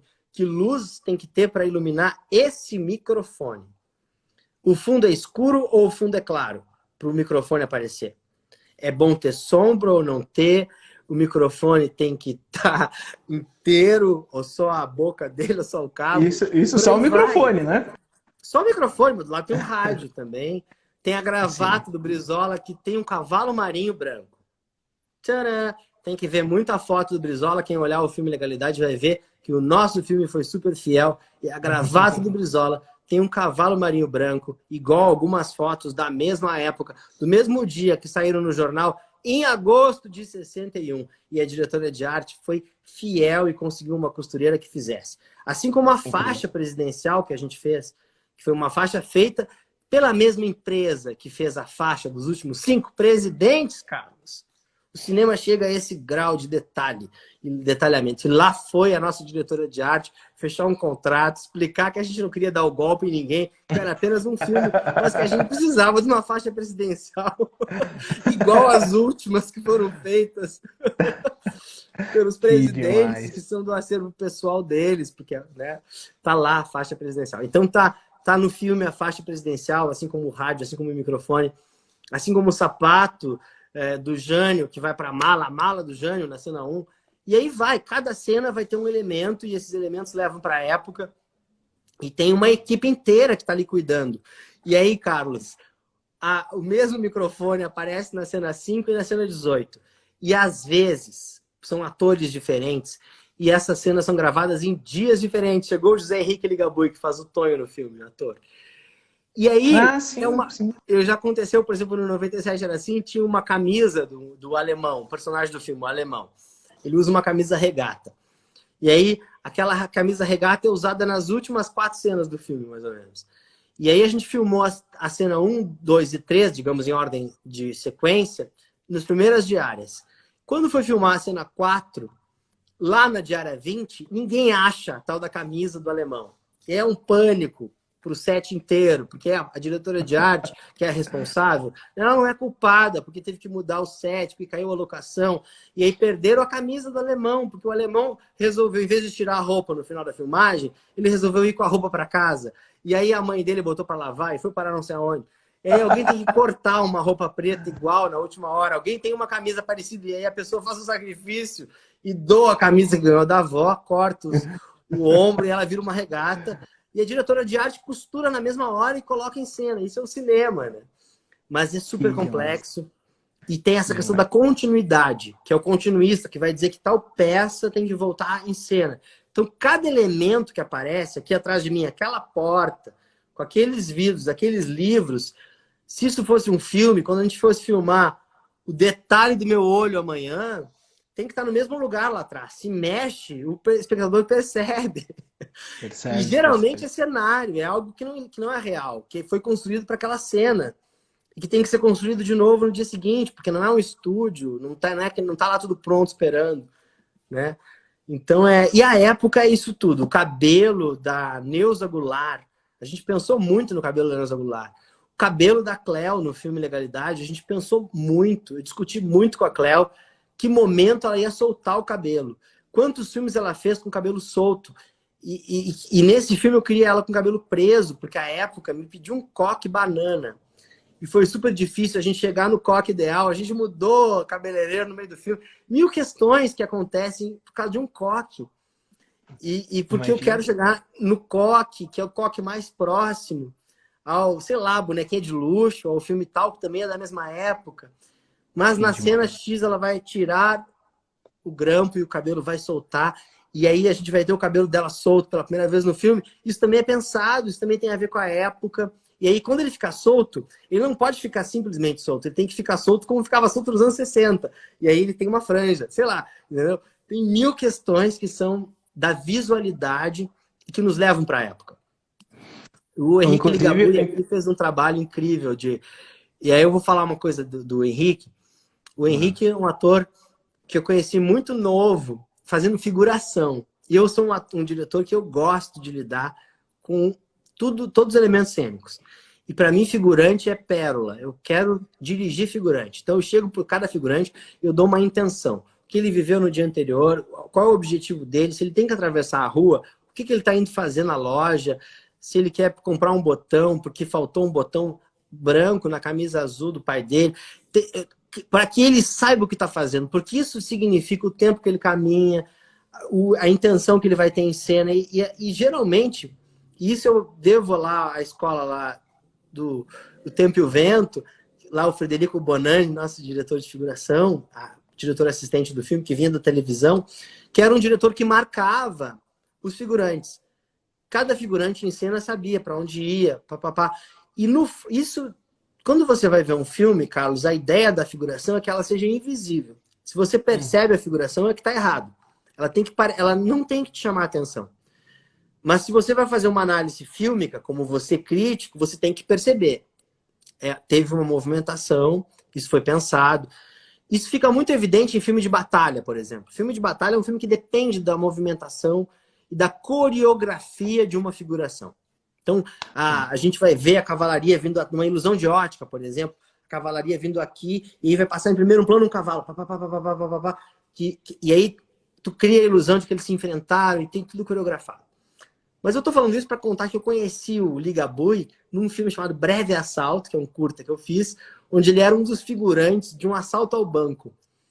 E eu me lembro de chegar para ele e dar uma intenção para ele, qualquer, não sei qual, mas diferente dos demais. E ele viveu aquela intenção nas últimas consequências. Sei lá, eu disse assim, te joga, e ele se jogou na água gelada. Que demais, que demais. E que eu acho bonito isso, que fica na memória da gente depois, né? Do afé da entrega. E Ligabue, depois, no Tempo e o Vento, ele fazia um personagem importante, que era o irmão da Ana Terra. E a gente também viveu momentos intensos, eu ali descobrindo meu lugar como assistente de direção, como diretor, sofrendo com aquilo, desabafando, chorando, Ligabue chorando comigo. E depois a gente foi fazer o Legalidade. E aí eu disse, Ligabue, esse personagem é o Tarso de Castro, que era um personagem super importante. Traduz isso. Tu tem que cantar numa cena. E ele foi cantar e aprendeu a cantar. Muito entregue. Tu ensinou ele a cantar, né? Aposto, porque percebemos hoje nessa live que o Zeca tem talentos musicais também. Eu não ensino nada, Carlos. Eu só provoco. Tipo, Exu, assim, eu puxo o tapete. Aí o cara tem que ver como é que ele rebola sozinho que eu vou descobrindo. O Marlon tá dizendo que concorda que tem que fazer um documentário sobre os bastidores do Legalidade. E o Ligabue dizendo aqui que adora esses olhares e curiosidades do cinema. E o João Vitor perguntando, um filme do nível de Legalidade dá para ser feito de maneira que não precise de editais?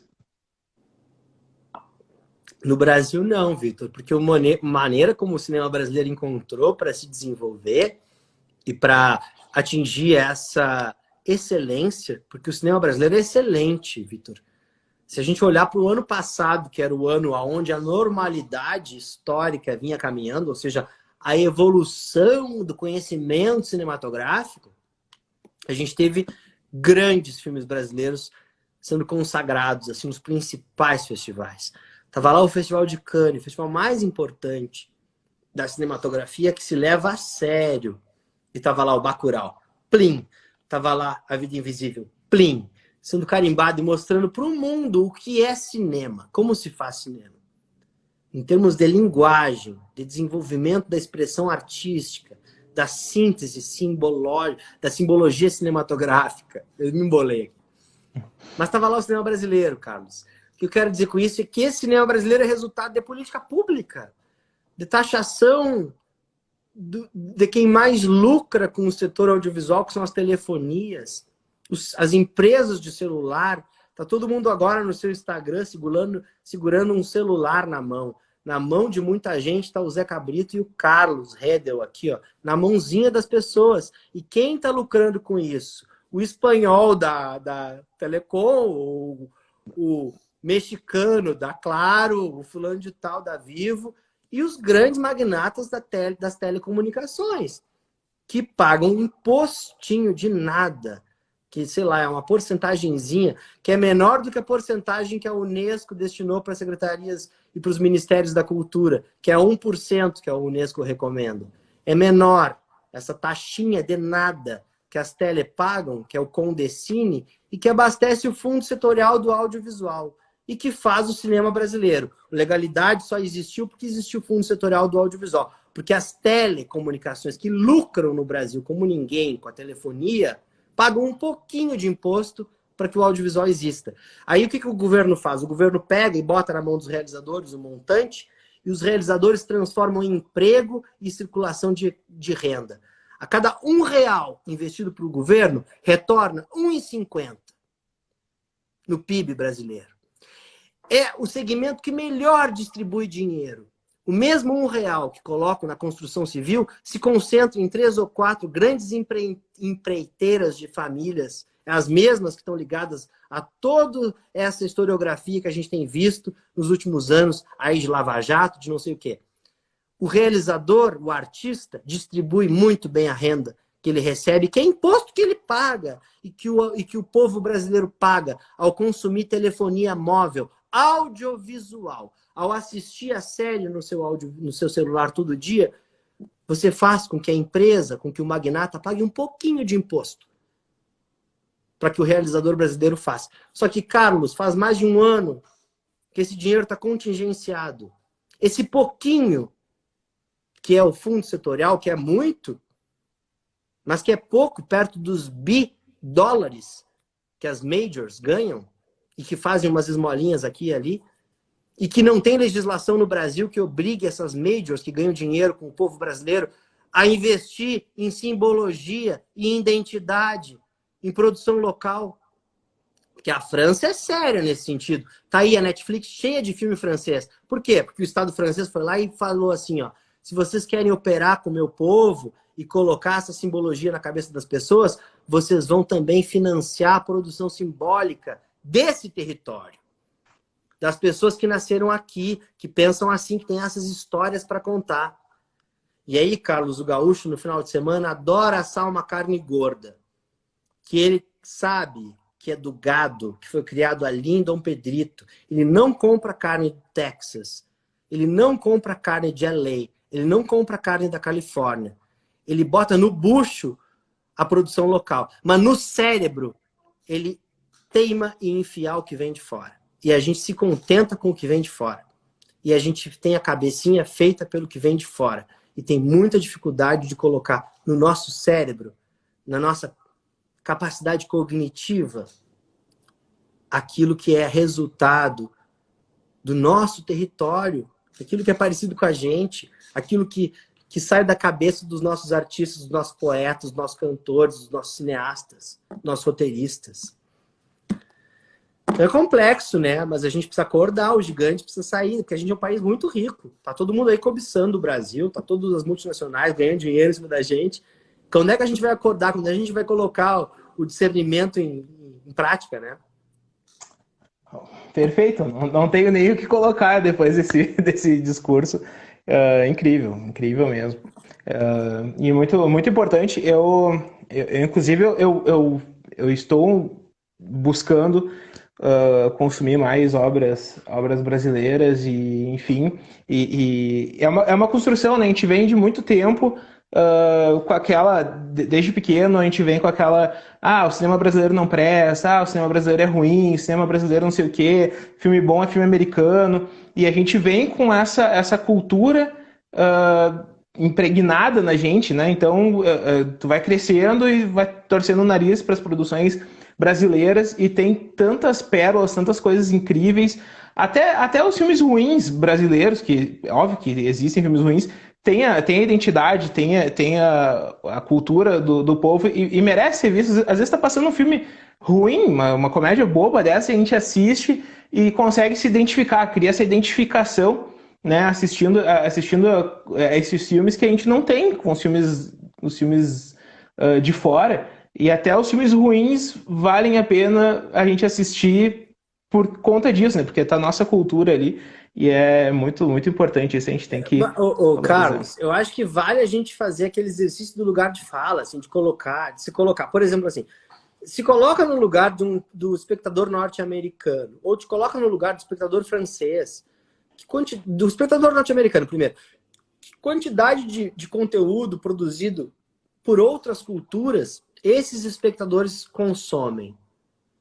Eu acho que muito pouca. Se a gente for ver a quantidade de guerra que os Estados Unidos estabelece com a humanidade, é resultado de muita ignorância das culturas. Se eles conhecessem os lugares que eles estão atacando e jogando bomba, certamente eles não destruiriam, eles aprenderiam a amar, a preservar, a cultivar. Então eu acho que tem uma ignorância global sobre as culturas, no modo geral, e aí isso avança sobre a identidade. E aí a gente tem uma civilização toda norteada por valores que estão muito ligados ao lucro, ao comércio, à dominação, e muito pouco ligados às verdades da realidade, da natureza, da lua, do sol, dos espíritos, da cosmologia, da visão, por exemplo, dos guaranis, e aí vai. Tem muita coisa para a humanidade incorporar como conhecimento que é ignorada. E a gente fica só nessa visão de que o mundo tem esse modelo capitalista todo alicerçado nos combustíveis fósseis. Que coisa mais demodê, que tem um limite. Quem é que não sabe que daqui a 1000 anos não vai existir Emirados Árabes porque acabou o petróleo, gente? Vai sobreviver quem tem conteúdo, cultura. Então, assim, claro, a gente fica feliz aqui nesses 30, 40, 50, 100 anos que a gente vive, mas a humanidade é muito além disso. Então vai ficar aquilo que é valor, que sobrevive independente do dinheiro, que sobrevive independente dos interesses, como diria o Brizola. A cultura é que fica. A cultura é mais forte. Tá aí a escravidão africana. Fez o que fez. O colonizador fez o que fez. Subestimou, chacinou, sufocou. Aí a gente vai falar do Brasil. O que é o Brasil? Se não é a plasticidade, o carnaval, a pena do índio com a dança, com a força musical, com não sei o que lá, com tudo aquilo que foi negado pelo colonizador. Então, assim, a história tem provado que tudo aquilo que o sistema vem, nega, diz que está errado, passa um tempo e é mais forte, a cultura é mais forte. A cultura é que sobrevive. Então, claro que são elipses históricas, terraplanismos, mas assim, a gente vai rir, né? Quem tem um pouco de consciência vai rir. Porque sabe que os seres de luz aí que estão lá na Praia de Torres, com as suas aeronaves, deixando marcas na Terra, vão levar aquilo que é espírito de luz também na Terra. Não vão levar os terraplanistas, obscurantistas, sanguinários, Perfeito. fatalistas, messiânicos. O Marlon tá dizendo que o cinema brasileiro é muito bom, mas o povo não valoriza. A Leila diz, baita fala, tem que sacudir mesmo. Mas peraí, mas será que o Brasil valoriza o povo brasileiro? Eu acho que a pergunta ela tá mais na raiz. O povo brasileiro não valoriza. Mas que povo brasileiro? Porque quem consome o cinema brasileiro são as elites. O povo brasileiro é 53% negro, a começar de conversa. Que povo brasileiro? Aquele povo brasileiro que não aparece na live? Aquele povo brasileiro que não tem o cartão com o fundo de 20 mil dólares? Sei lá. Não, que povo brasileiro? Que povo brasileiro? Porque o povo brasileiro... Primeiro que o povo brasileiro mal aparece nos filmes, né? E aí quando aparece, quem retrata é a elite. Não é o próprio... a pessoa não está no lugar de fala quando fala daquela realidade. Então tem tudo isso, né? A gente tem muito a caminhar ainda. Nós somos um país muito jovem, que tem tudo para dar certo. Isso a gente escuta há 500 anos, né? O Brasil é o país do futuro. O Brasil é o eterno país do futuro. Complicado. Quando é que a gente vai colocar, assim como agora, um espelho na nossa cara e vai olhar assim, ó, vai se ver frente a frente? Complicado. Complicado. O José Henrique é Ligabué, que pronuncia o nome dele. Ligabué. Vai ter que fazer uma live com Ligabué. ele. Ele tem uma investigação aí sobre as linguagens virtuais. Ligabué. Ele é um ator versátil pra caramba. Ele tá dizendo, Zeca, me explica um pouco o problema de distribuição dos filmes para o cinema brasileiro ser mais acessível. Pois é. Hoje a nossa live vai. Mas, Carlos, é que assim, começa em legislação, né, Henrique? O problema é que quem é que tá lá namorando os deputados, cantando o canto da sereia? Será que os realizadores conseguem pagar uma passagem até Brasília? Eu acho que as majors estão levando os caras para Disney para eles serem felizes, e aí lá elas dão champanhe, caviar para eles, e eles votam em cota de tela, que é péssima para o cinema brasileiro. Eles estão nem aí para as multinacionais, eles querem mais privatizar a água, privatizar tudo. Então, assim, sei lá, entendeu? Que sereia é essa que está cantando na orelha de quem? Então, eu acho que é complicado. A gente tem que falar de uma participação maior da sociedade naquilo que ela consome, não só naquilo que ela come, mas naquilo que ela põe na cabeça, né, Carlos? Que livros a gente lê, da onde eles vêm, quem são os autores. A gente precisa perguntar isso constantemente. Eles são negros, eles são brancos, eles são indígenas? Da onde eles vêm, que privilégio eles tiveram para chegarem a essas conclusões? De que história, de que lado da história eles estão? Acabou sua inocência, Carlos. Tá aí, tem uma bibliografia imensa de grandes autores para que a gente possa desconstruir um pouco, parar um pouco com as verdades, olhar para a história a contrapelo. A história ela é mais de incertezas, de perguntas, do que de afirmações. Aquele que acredita nas afirmações está precisando dar uma atualizada aí, fazer um upgrade, usando uma linguagem bem contemporânea. Perfeito. Zeca, a gente está em quase 1h40 de live. Eu vou indo já para... Poxa, tá incrível mesmo. Foi uma das entrevistas aí mais interessantes que eu tive Eu tive. Pô, Foi Carlos, muito, tu é um muito, grande muito legal. entrevistador, tu deixa as pessoas falarem, né? O problema é que os caras hoje em dia tá todo mundo querendo falar mais que o entrevistado, né?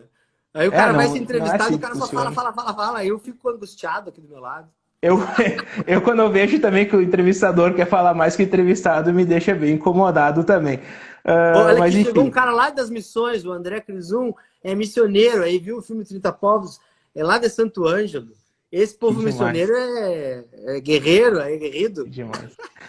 Mas teve muita gente elogiando a live, muita gente aplaudindo o que tu disse, e tem muita gente pedindo também, eu vi pessoas pedindo pra gente compartilhar a live, pra salvar, pra estar gravando, e sim, a gente vai disponibilizar no IGTV, a live vai ficar lá, eu vou subir pro YouTube, e estou pensando seriamente em transformar essa entrevista de hoje num podcast também para disponibilizar lá no nosso espaço lá no Spotify, porque realmente foi demais aí a nossa conversa. Te ouvir falar foi muito, muito, muito legal mesmo. E, Zeca, eu queria, na nossa reta final, só saber quais são os teus próximos projetos aí, e para dar aí para o pessoal poder já ficar atento aí no que vem aí do Zeca Brito. Tá, Carlos.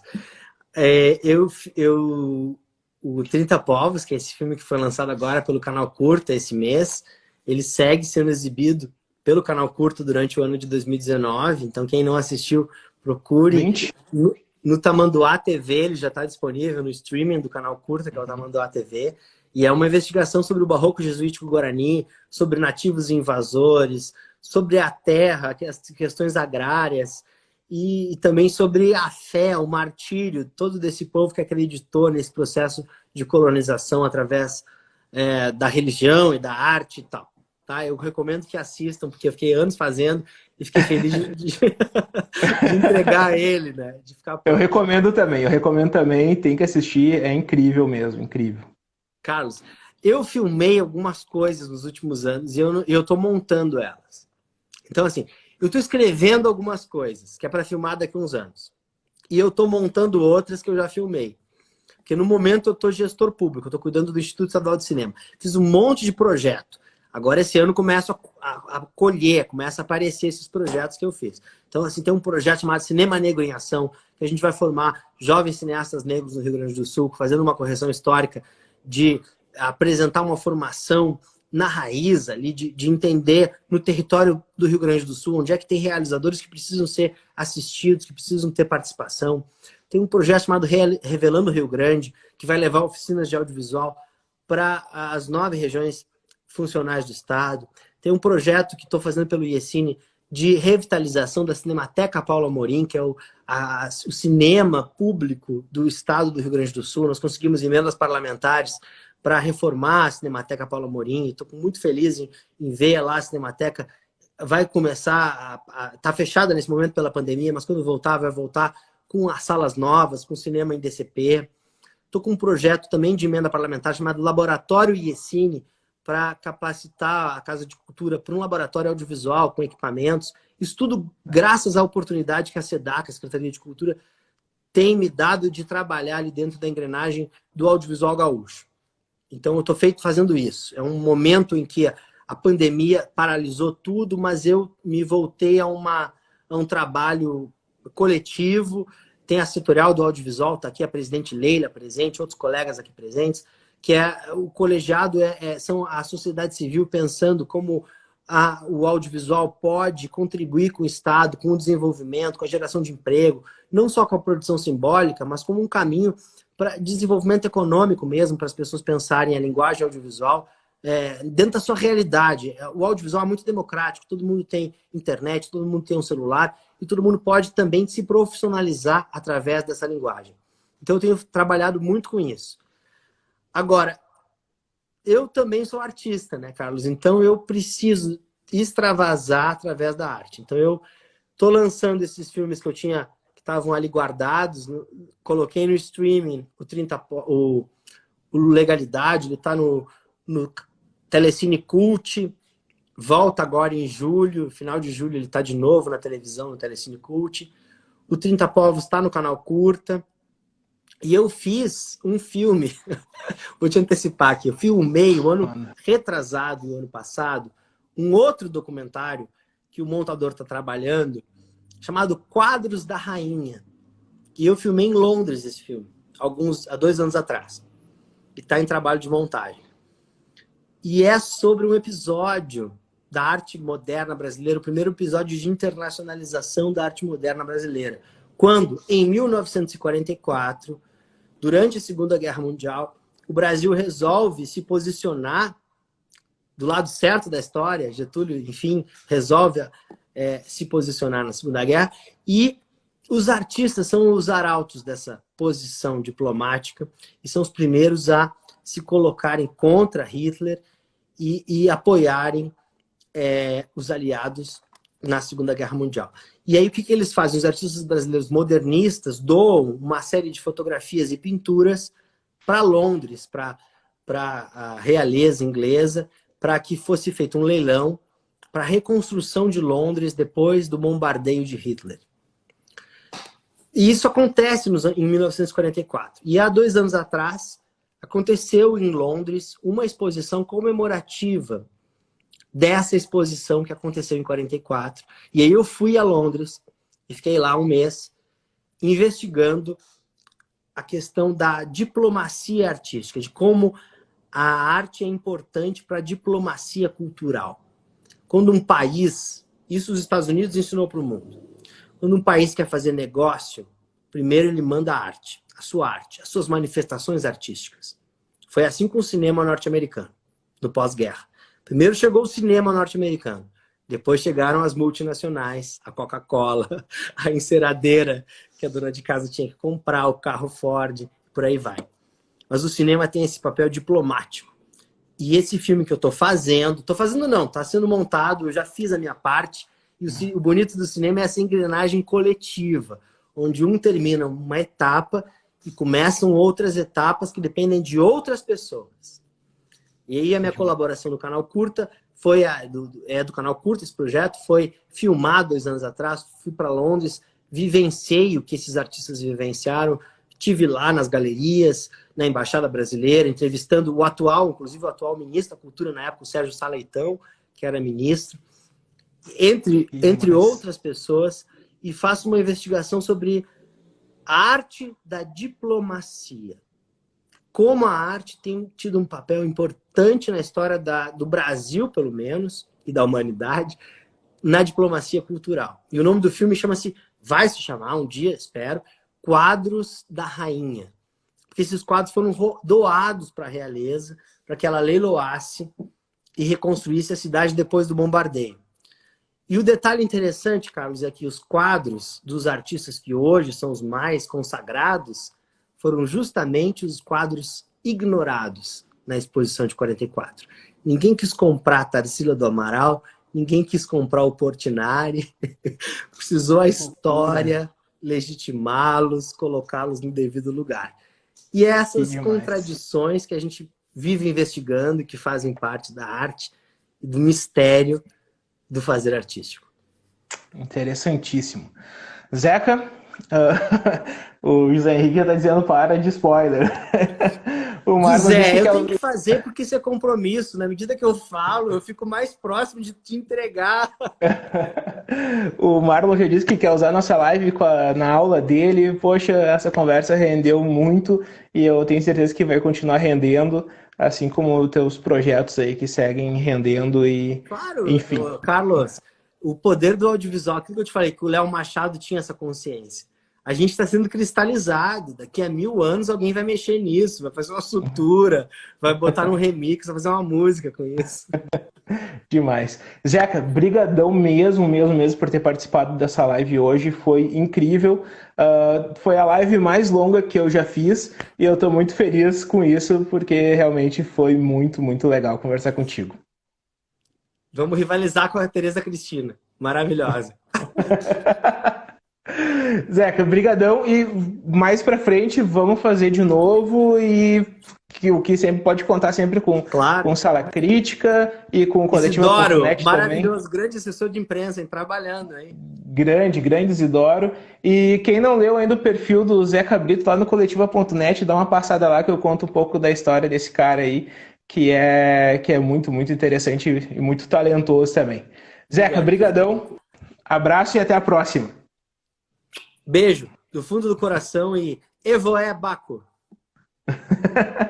Beijo, tchau. Tchau.